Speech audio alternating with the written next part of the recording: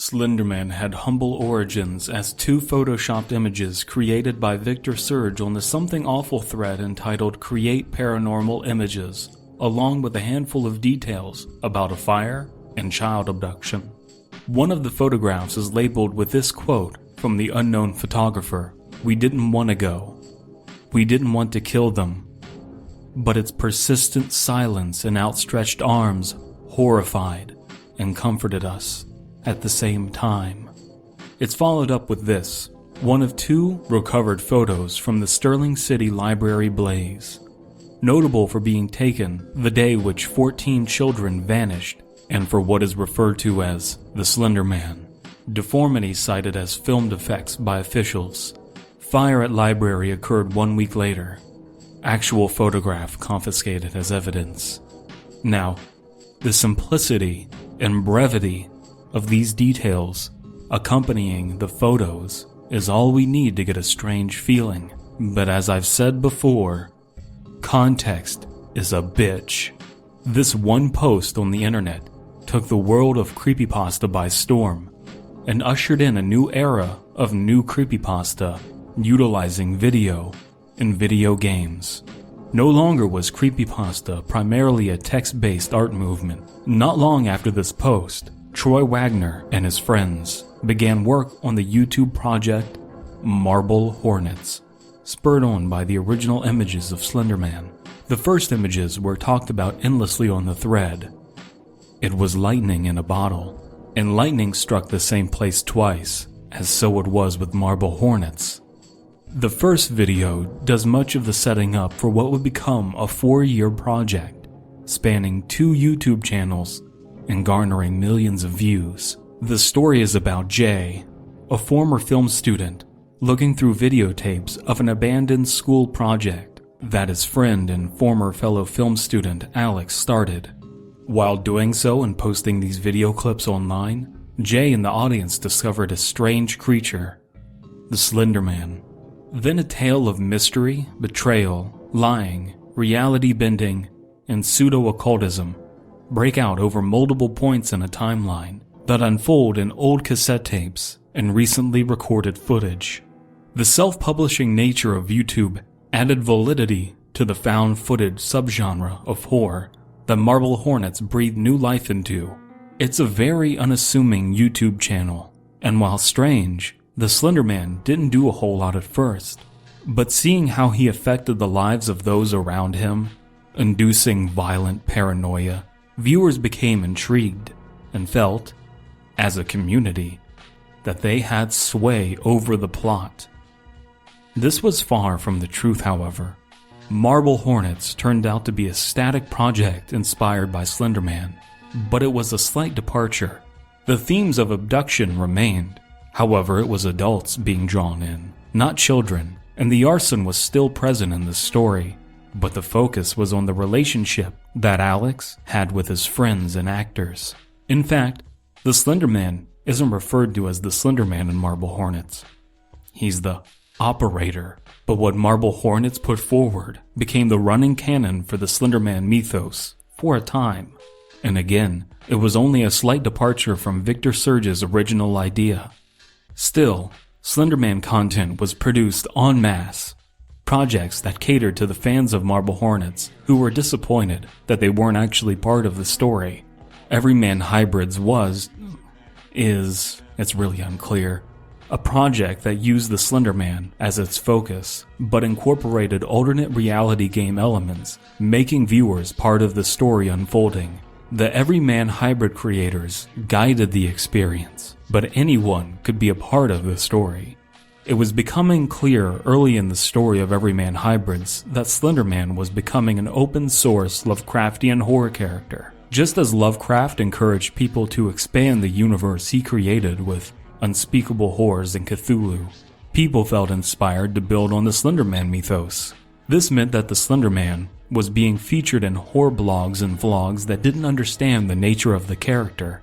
Blogs rife with spelling mistakes. Vlogs featuring poor actors with prepubescent mustaches. Vlogs that, rather than employing believable yet irrational characters like Alex and Marble Hornets, put forward quote-unquote proxies that fulfill the role of working on behalf of the Slenderman, but did so as Mary Sue characters devoid of any real character flaws.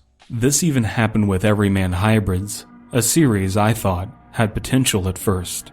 Slenderman was becoming associated with some very unbelievable and very cringeworthy content. But such is the nature of an open source horror character like Slenderman.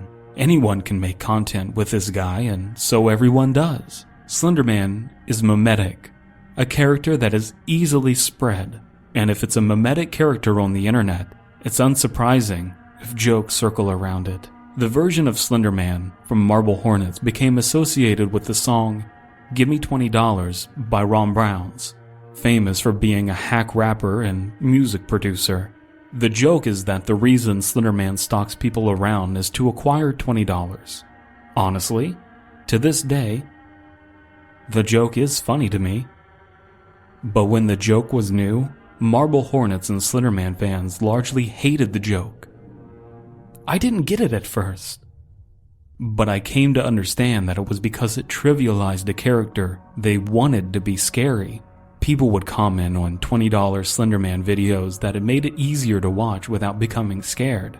It took away from what people initially liked about Slenderman, that he was scary and creepy. But at the very least, the $20 meme was both clever and made fun of a bad rapper. Not long after, the video Splenderman was uploaded to YouTube, a parody of Slenderman designed to be not scary. A fine one-off joke, but this character took off and delegitimized the idea of Slenderman. But I've gotten this far into the tale without mentioning Slender, the 8 pages. Finally, there was a Slenderman video game, and one cleverly designed too.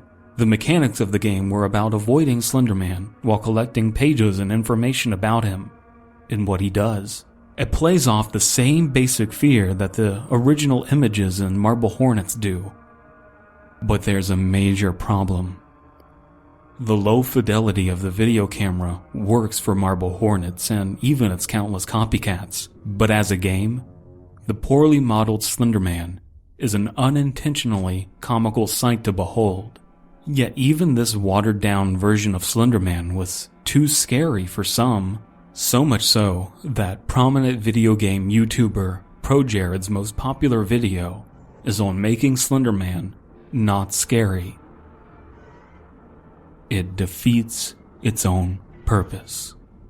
Now sure, after all of this, the game was given a sequel that fixed many of these problems, but the first impression was made, and the damage was done. If we weren't past the point of no return of Slenderman not being Slenderman anymore, then PewDiePie's video solidified it. For many, this was their first introduction to Slenderman, PewDiePie doing a let's play of Slender the 8 pages, screaming a gratuitous amount of swears and putting the nail in the coffin for Slenderman as a serious entity in fiction. There's no getting Genie back in the bottle now. There's no gluing the lamp back together. The cancer cells now outnumber the healthy cells. Now there's Slenderman x Reader fanfictions, Slenderman vs. Jeff the Killer stories, a vast sea of unfunny Slenderman meme images. Oh yeah, and attempted murderers attempting killing people in the name of Slenderman. But that's not this fictional character's fault, nor is it the fault of the content creators. Otherwise we'd have to charge the Living Beetle members for the acts of Charles Manson. But back to the topic at hand for a few final words. So some have argued for Surgism, or the belief by Mythos viewers and contributors that the Slenderman mythos has strayed from the original intentions of the Slenderman as a monster and from the genre of horror, either deliberately or due to limitations of ARG production. Characteristics of Surgis beliefs include a distaste for many Slender blogs, the belief that Marble Hornets and ARGs based from and off the trend set by it caused or have contributed to the deformation of the mythos, and that the current version of Slenderman is not truly scary. Now, while Marble Hornets has had some stumbling blocks, I think it was a successful project that did justice to the character of Slenderman. But the vast majority of content associated with Slenderman is trite garbage. This once inhuman entity that abducted and brainwashed children only to commit acts of arson has been reduced to a punchline at knowyourmeme.com and a lover for Jeff the Killer on misguided Tumblr blogs. Surgism and Surgists are a minority, but I'd venture to claim that I am one of them. And I'd say that the people who understand the genre of creepypasta, as it should be, as it was, would agree with me. I feel that the images of Slenderman that I created were once neat, so I released them for posterity. But the project I had designed them for was left unreleased, as I felt Slenderman had truly died. As it turns out, Slenderman wasn't a timeless character, but when you see marble hornets, or Victor Surge's images, do your best to remember the context in which they were created. Now I enjoy the rest of this footage, but I have nothing else to say on the matter, so I'll let this ride out. If you have something to contribute, please leave a comment, and if you want more content like this, consider subscribing.